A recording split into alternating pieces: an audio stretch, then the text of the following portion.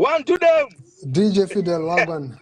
How them things? I'm good. Driving as a king, man. No, boss. Really say 1 second.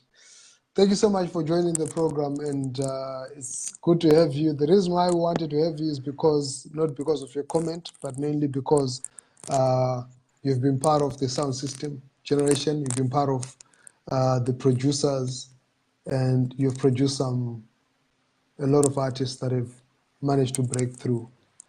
Can you take us through? You had your video yesterday, and please, let's keep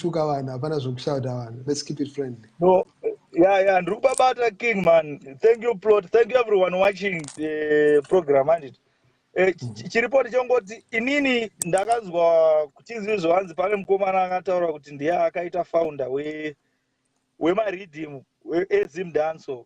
Then ndakangoshayiwa ndakangoona maheadlines like every time I'm always on social media, so I was like kochi chiri kuitika. Saka sometimes like my group of people, they always like attack Fantana zvekuti Fantana ajira wana mari, Fantana azodai, but from the hustle andoziva Fantana achiita ka ne respect I give him, ndakangozvineglect wamva ndangonyarara.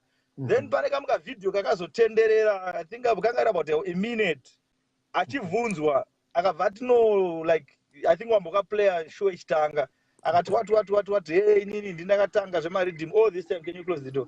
All this time kwaisaitwa zvemaridhim, so I'm the founder weZimdancehall, something like that. Ndikangozviginowawo, ndikangokomenta, and I have one of my groups ndaikomenta ndikuona. Then pakazoita audio note yaakazosendera one of these guys ukanzotarisisa kune madj apera nemaproducer apera ndoarinyaya se kukomenta, but isusu chokwadi tisakatanga nemaridhim, but chokwadi hachisi chokwadi chaaitaura manje, waona zvandokutaura. So I don't know if you wandibvunza kuti nditangire kwekutanga nditi. Yeah, and utangire kwekutanga ndichazobvunza zvokupera time utangire kwekutanga. Alright, that's fine. Inini I joined the music industry I think about 2000, in year 2000 ndopanakatanga zvemusic. I was based in Kwekwe nchiridza kuchikoro, but from what I know we used to play my CDs like it was just like the CDs itself, or like my international ma reggae gold machi. Then about ndapedza gwaji 2005 6 pane mwe mchinda akamboya kunoku ainzi apa zingoni. If you know Mr. Wolf akagadzira masvingo rhythm, you know that guy. Yeah, that guy ndiye akatidzidzisa kurekoda that time kwaive ainzi acid 4.0 nekugadzira mabeats nereason, not with Fruit Loops. And also the production side. But on the sound system side, I used to travel kuchubu kwa Jabi. That was like 2005. Chiuya kuchubu kwa mine train. There is no family train. I MC one of MC Shadi. The family train is where toners. What is it? Pinda toners. To He win a 10 sound glass. Chifamba. Then inini ndine family and aitamba na yokunoku. Taita promotion also. Waona zandukutaura. I was the first person who wins even Banda like right now can tell you I was the first person who wins a Winky D. That was 2006, Miss Schools, April 2006. Winky D kumwinza mkwekwe. The same time at MSU. Sata MSU said akuta mashows anozara vanhu. Takaitira kumwe kwainzi kugym. Kwatofa munhu. If I'm not mistaken, ainzi akadonha netambos data takaita show iroro. Waize. Saka as we move on ndairidza ndichiita zvekurekoda ndairekoda, but we used to record my international rhythms. I remember in the compilation yangu nanhasi nchiri nayo masongs iwawo. Paiva nesong rimwe rainzi, paine rhythm rimwe rainzi short time, I don't know, raive Jamaican, but takarekoda malocal artist kunoku katanga kutendereza here and there. When I don't betsera kumixa anga ari Mr. Wolf and it Fortune Brothers. Okay, ndokumbirora machitaura. Then before that kwaive nerhythm isu tiri kugwashi. Mr. Wolf akagadzira masvingo rhythm, izvo zvomazvinzwa kudhara. Kune rimwe rainzi way out, but paive ne big song yatairidza madhanzi iyo ndairidza manje yainzi ndikabwinya ndichibwinya ini nechimoko changu tichipfuura kumaraini, something like that. Then kwaive nana gogogo you are like the bad man. Then Wingy akataka kufollowa. Then pane pakazobuditsa Wingy D, I'm not sure which year, akabuditsa raive MP3 raive ana nini vana chichichi. At that time as we move and it's chienda inini all this time ndaibata sound system promotion nekurekodha vanhu handiti 2010 ndo pandakabva ndacrossa this other side zvinhu zvangu zvaoma ndikaenda kuMozambique. That's when I started like kuita zvemabeats. Then back home manje kunoku manje kudheni kwaive namadhezi ajoina city, kwaive nanhubu, kwaive naAspy, kwaive naCritical, kwaive navamwe vanhu vaiveko kudheni. Saka ndanombopinda zvekunyatsopinda zvekunzi Fidadzia. Then ndakadzoka kuMozambique taita production yemangoma because ndo life yangu ka. Imwe mfananzi Laudesh. I came back here like I came back Zimbabwe yanga iri shock up ya 2010. Ndikasangana na Bima unomgeta Bima manager Killer T. Yeah man, DJ Bima. Bima manager Killer T. Freeman, I think that was his first show kuimba City Sports Center, but yanga madhezi ake joina city aya. Joina city chapisa. Yanga iri first show yake kuimba City Sports. Anenge aive nejoina city nemwe song raive paDuali so. At that time Bima akandintroduce kuna Freeman, kuna Water. Why Bima akandintroduce kuna Freeman na Water? Because ini ndaigara neblazi yake yanzi MC Villa. Saka iye Bima akambouya kuMozambique chita maworks andozvona like production. Abati amayazichi ndo team rekuita se team rekubata. But pandaitaura na Freeman, madhezi ya Freeman aifamba na Styra na anonzani na Ilari. Yeah. Oh, okay. Nubu anga sinafa like walking my shows.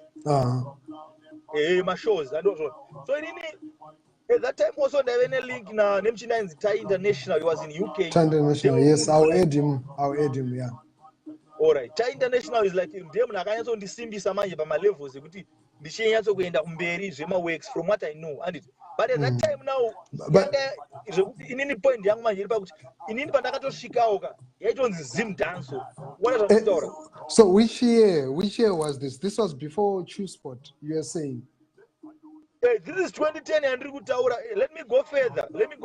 Inini maproduction angu andaiita ka taitotoitawo chi Zimdancehall. Unoziva zvandiri kutaura? Because kwaive na Hilary na Styra nana Tai yainzi Zimdancehall at that time.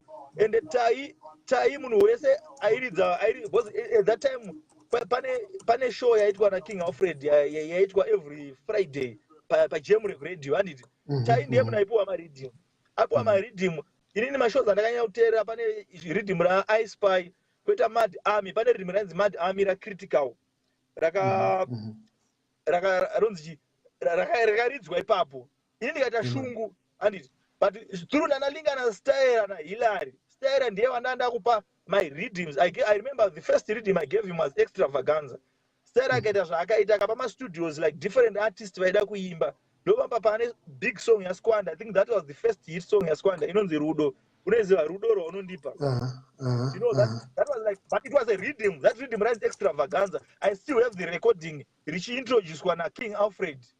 2011 manje andiri kutaura 2011 andiri kutaura richi introduced na King Alfred paJamrek Radio Extravaganza. Then there was this other redeem again rainzi warning redeem rina Freeman mwaiti maghetto youth randakaita futi inini andiri kuona. Saka point yekuti sakatanga nemaredeem it's out pana Fantan. Ndo nyaya yangu chete yandingori kuna Fantan 1 2 yekuti iye ndiye akaita founder weZimdancehall. That's a lie to me. Why ndichidaro? Because Zimdancehall, it was already there. I cannot say which year pakatanga Zimdancehall, but indakatopindawo maZimdancehall iwawo local artistic, but it was there.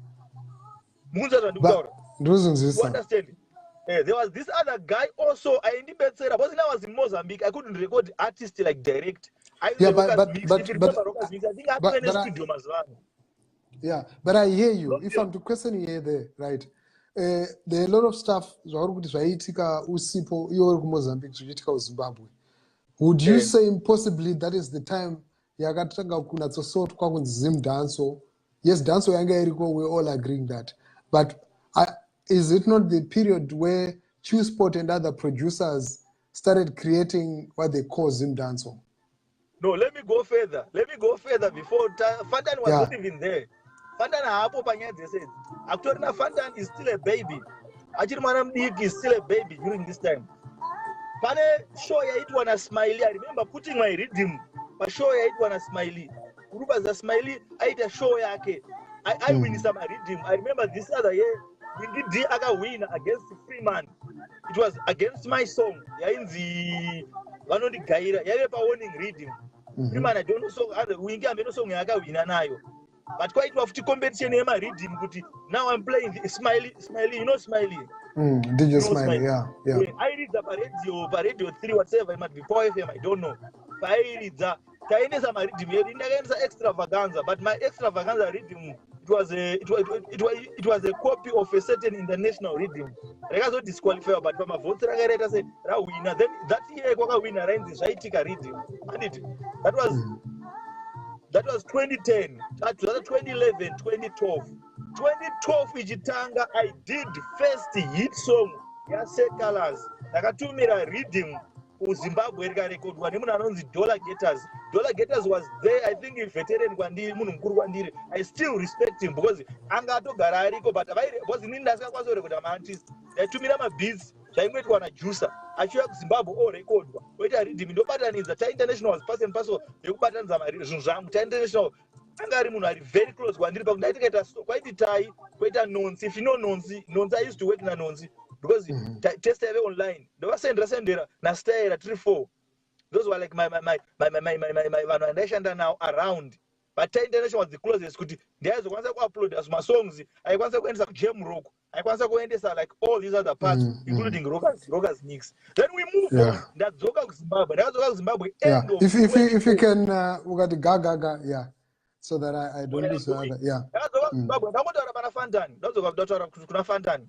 Ndadzoka kuZimbabwe end of 2012. And tikati ndikabva ndaenda kuDZ, that was April May. April May, I was preparing ndakaita album rinonzi kuchema kwangu raLoud H. That was his first appearance kwanza kupinda muLondon, the first artist kwanza kuenda kuUK. Airira kuUK asingarire muZimbabwe nemaridhimi wawo. Then here comes an issue now yekuti tiri kuDZ, Fantani akauya. That was October, if not 2013. That was not, if not October, kunana November. Time akauya Fantani DZ, akauya na Bounty Lisa, akauya na Jalav. Vanhu vakauya nawo tinzo anga asina studio Fantani. Before that time, kuma time ikoko, unonza zvanhu zvamakutaura, get where I'm coming from. Yeah, I get what you mean. Fantani anga asina studio Fantani. Chainzi Chu Sport, it was just a place. And then it comes Fantani now. Inini I was there, taita, ma studio anga ariko akawandisa. There were a lot of studios. Vaita ma rhythm, maartists aitenderera. I remember the other night akatorara mu studio inini Killer T nembana team aku ndakanovatora kupasa ya Fantani food because pasa aita ma shows. Fantani aita mapasa shows, but anga asina studio. Ndakatora Killer T, iye nanasika Killer T can tell you how it was. Kana mu studio muzvizvi magumbeza zvakadhakwa. Makuseni Killer T akaenda kwa Cash Lips. Ndo pakanorekoda 2 masong, but anga ane song yekuti akarova Ghana, it was a hit song. Pakaenda kwa Cash Lips, because Cash Lips aive mudhuze mangu. But still Cash Lips tandakangofana nawo, even though ndandani tumakore mchana 1 year or 2 years ndiri pamberi pake, but Cash Lips was there before. So here Fantani now kana achitaura iye kuti is the founder, asiri ndazviramba, akatanga nemaridhi ndazviramba, but anongobhiga Fantani akwanisa kusumudza maartist akawanda 1, 2 akwanisa kusimba nemaridhim. He brings rhythms after rhythms, but some of us we have failed. We can't realize that as because we have some other things that we can't say kuti we cannot say kuti tapera, because if I do a rhythm nasika ndinokwanisa ngoti munhu ngaangoya kuzoimba, anyone can sing. There's nothing chiri kunyanya kutonakidza pazvinhu zviri kugadzirwa, because anyone can make rhythms as long tese tingoshandisa Fruit Loops. Hapana chinhu chakanyanya kushamisira. But here now what we are saying is haana kutanga marhythm. 1, 2 is not the founder weZimdancehall. Zimdancehall was there, ndakangoiona iripo. I cannot lie kuti ndinakaitanga, anamvera kutanga Zimdancehall. Thanks a lot, DjFydale. Thanks a lot for the enlightenment. I cannot validate some of the things, but I think for those who are are you willing to respond to? I've seen a couple of comments here. People are saying you are bitter. I'm willing to respond to anything. Yes. I'm willing to respond to anything. There is a statement Raguti Anzi, your version of the story might not be true because you are bitter and wapera. Inini handikazi napera, but at least I have connections to every artist kusvika kuna Wingy D. Amaondora. I have connection to every artist. No way can good. If I can manage to record Anthony B, if I can manage to record Majama, the phone and I have so many contacts. If I can manage to do that, if you see Ramana free money, can squander. Like they are my close people. Don't know that king Garaya Gazration, country Empress Garaya Gazration. It's not Gazration, and it's no go was my artist team on that. But in and seen any hype. I'm looking for somebody. They're more into DJing, into promotion. If you find with last year, the parent chita my shows. In and out, my own shows, tender an artist in Chita say. Saka is a production now. If you don't understand what production does, production wastes all your time because per day you know on 7. Imagine what I go down 7. Each artist had 1 hour 30 minutes, 1 hour 30 minutes. Which other come mix some song here. So you know the 100% concentration. I do shit machine if you are doing production. Yeah, but yeah, the interesting thing is that you have sort of made a balance. You have said this is not true, but at the same time, you've acknowledged the contribution that you spot into on the Zimdancehall scene. These guys are actually doing it, and they've really pushed, and they're doing well. You know. Once ask Fidel, is he bitter or feel disrespected by Fantan's statement? You know, I never feel disrespected. I never feel bitter about him because you know Fantan in ndakamtarisa mfano wangu. Saka chandingangotaura ndechekuti ndakamtarisa chaida kuti vanhu vazive chokwadi. You know, let me tell you, pane chimwe chandakaona. Ndoda kungopa example. Sorry, ndiri kutaura ndirurama ndichitaura. There was a year ndakaenda ku sports nane playlist yangu 2016 nane time singaridze ku sports like maclosing aya. You know playlist ndakaenda nayo plotika. It was playlist ya 2008 2009 wazama ngoma yedu aya mangoma yedu pa CD aya.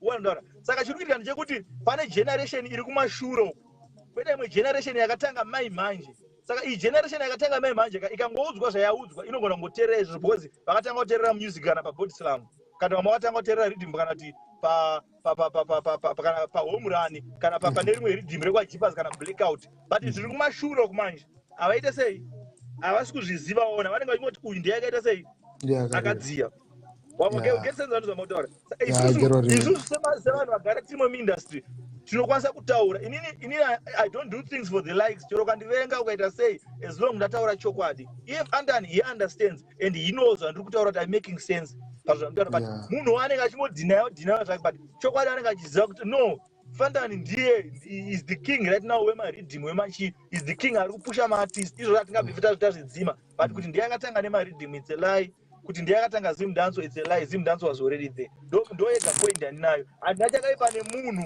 handina chakaipa nani kana akatondifonera akati mfana wangu yatimwe doro notoro vatrese kwete nechitombofungiro tachisambe kana tachaita sei nothing like that. Fantan ndewangu tatopinda dzakawanda trese pakaoma pakaita sei right now ari mukwekwe Fantan kana watomushaya baba ari mukwekwe vandishoona henzi chatenda nomuona saka kusi kuti ndine beef na Fantan or whatsoever or anything. Yeah, thanks a lot, Fidel. That was a mouthful. Thank you so much, bro, for shedding the light from your perspective, and I really